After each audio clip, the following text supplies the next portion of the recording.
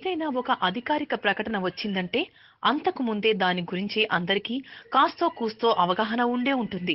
బహుశా ఇదే జరిగే అవకాశం ఉందని ఊహాగానాలు ఖచ్చితంగా వ్యక్తమవుతాయి. కానీ కొన్ని ప్రకటనలు మాత్రం ఫ్యూజులు ఎగిరిపోయేలా ఉంటాయి. వాటి గురించి ఊహించడం కాదు కదా, అసలు మెదడుకే తట్టవు. అలాంటివి అప్పుడప్పుడు వచ్చి అందర్నీ కోలుకోలేని షాక్లో ముంచెత్తుతాయి.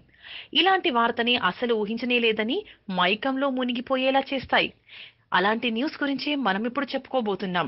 పవర్ స్టార్ పవన్ కళ్యాణ్ జనసేన అనే పొలిటికల్ పార్టీ పెట్టిన కొత్తలోనే తమ పార్టీ కేవలం యుక్త వయసులో ఉన్న నిజాయితీ పరుల్ని, కమిట్మెంట్ ఉన్న వాళ్ళని మాత్రమే తీసుకుంటుందని, ఆల్రెడీ రాజకీయ నాయకులుగా చెలామణి అవుతున్న సీనియర్లను తీసుకోబోమని చెప్పారు.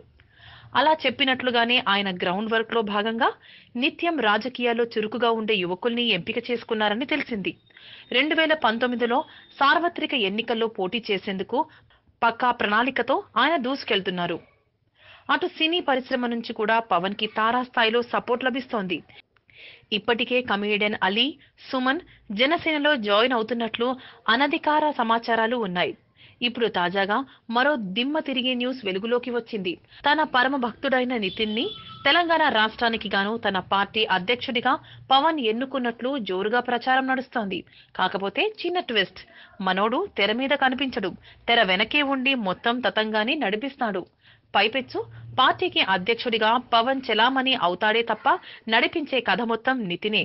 అతని కనుసన్నల్లోనే అన్ని వ్యవహారాలు నడుస్తాయి. ఏపీలోని పూర్తి దృష్టి సారించాలనే ఉద్దేశంతో పవన్ ఈ నిర్ణయం తీసుకున్నాడని తెలిసింది. ఈ విషయమై ఇద్దరి మధ్య ఆల్రెడీ చర్చలు కూడా జరిగాయట.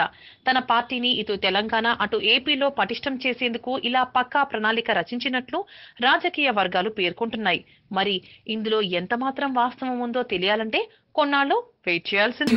For more updates on anything happening in Tollywood, please like, share and subscribe